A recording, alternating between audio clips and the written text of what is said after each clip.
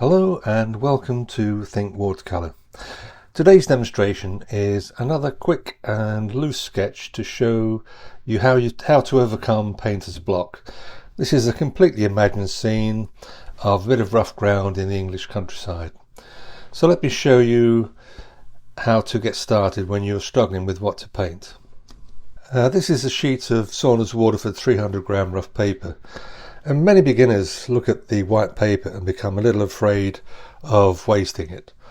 Always remember, it's just a piece of paper and some coloured water. I began by sketching a few lines for where I wanted the horizon roughly to be, and put a few lines in for a tree with a broken fence line, making it all up from my imagination. This is just having a bit of fun to get you started. It doesn't matter how it turns out, as long as you just get painting. I'm mixing up some cobalt and cerulean blue for the sky, and a puddle of Naples yellow for the background. I'm working on dry paper to give me a little control of how the colours blend, but you could do this on wet in wet if you want to. Just painting the sky first, and then once I get to the horizon line, just adding in the Naples yellow, letting it blend together on the page. And then just for the underwash for the foreground, just adding some sap green and just very patchy. Doesn't matter if I leave a few white spaces, and I'm dropping in a touch of light red as well.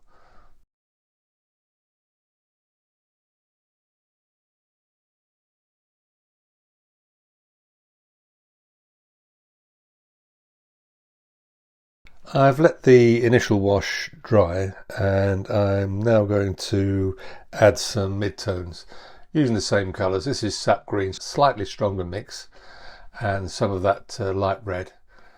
Just letting it blend on the page. Some loose marks just to indicate some bushes and undergrowth. And for the foreground, I'm going a little bit darker with adding some jadeite green to the sap green mix, and dropping in a bit more of the red as well, letting it all blend together. Really loose, painting it very loosely and roughly, just having a bit of fun.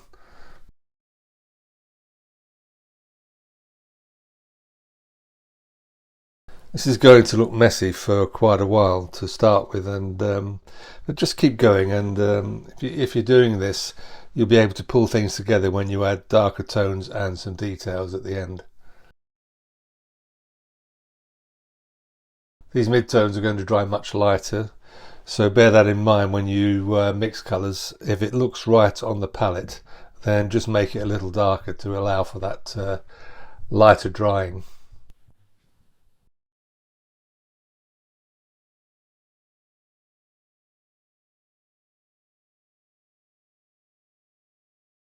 For the tree trunks and branches, I'm mixing up some Van Dyke brown with a touch of neutral tint just to darken it slightly. And while the mid-tone wash is still wet, I'm just painting the base of the tree just so that it blends together.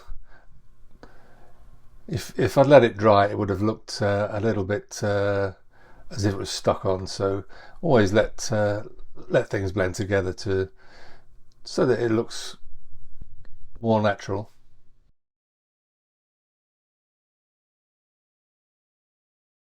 Just blocking in some branches as well. These will be covered up by foliage.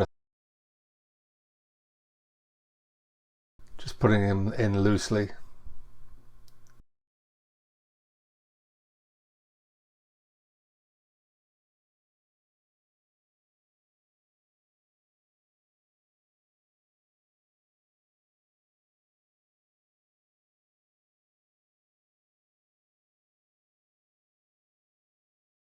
Just adding some more of that light red to the foreground, slightly stronger mix so that it dries a little bit darker. Again with the green, just more pigment.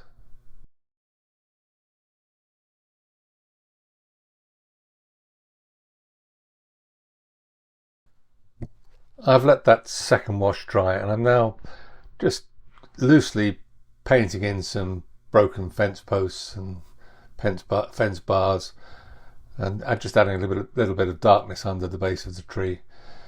Again, it's all made up, just making it up as I go along. The idea is to have a pretty old battered fence that's broken in places. And from a compositional point of view, the fence line's roughly a third of the way up the page, which fits in with the rule of thirds quite nicely. Just helps with composition in your painting. You don't have to follow these rules, but it does add balance to the painting.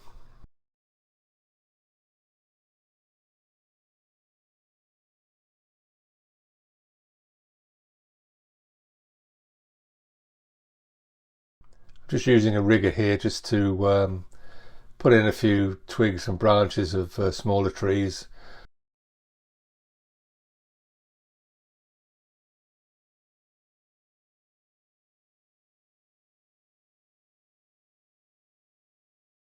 Just starting to add these details begins to bring the painting together a little bit. For the leaves on the tree, I'm just using some sap green. I'm using a detail brush here that's got a very narrow tip to it, but it's got a thick body, so it holds quite a lot of paint. And it's a nice springy brush, and it's ideal for doing leaves and bushes and undergrowth. It's a lovely brush to use. I use it quite a lot when I'm doing landscapes. Just dropping in darker tones with some jadeite green. The jadeite and sap green blend very well together to make fairly natural looking greens. You can mix your own greens, and I used to do that, but I found these two colours are ideal for when I'm painting country scenes. Sometimes add a little bit of red into the mix as well, just to darken them. I'm just adding some foreground detail in the bushes here, and it just helps bring the painting together. As I said earlier, once you start putting some details and some darks in, the painting begins to take shape. Again, I keep emphasizing this, it's just a bit of fun to get you going.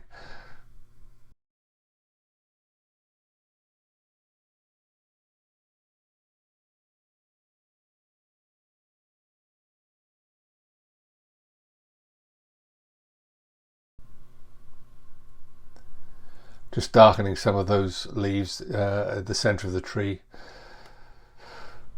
and a few patches further out, just to add a bit of variety to the tonal values.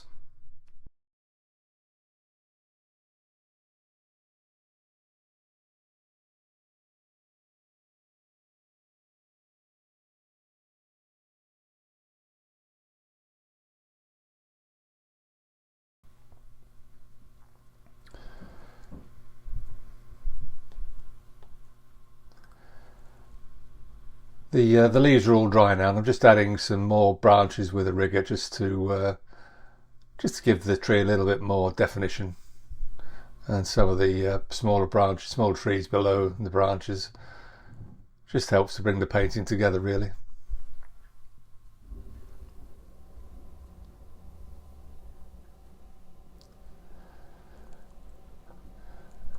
Having this dark foreground tree pushes the background further back. It's aerial perspective, lighter colours tend to recede, although you can break that rule if you use a bit of detail in the distance and use lighter colours in the foreground. I'll maybe do another video on that sometime.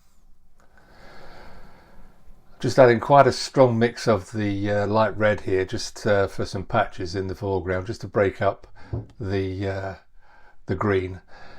Plus, it's a complementary to the green, so it works really well. It helps to bring the painting together quite nicely. Always try and use complementary colours when you can. Just adding a few strips of white gouache here and there, just a few highlights, maybe on the fence posts. Just bring the painting together a little bit. And just a spattering of some yellow and some orange, just to finish the painting. And I'm pretty much done. So thank you so much for watching. I hope you found this video useful.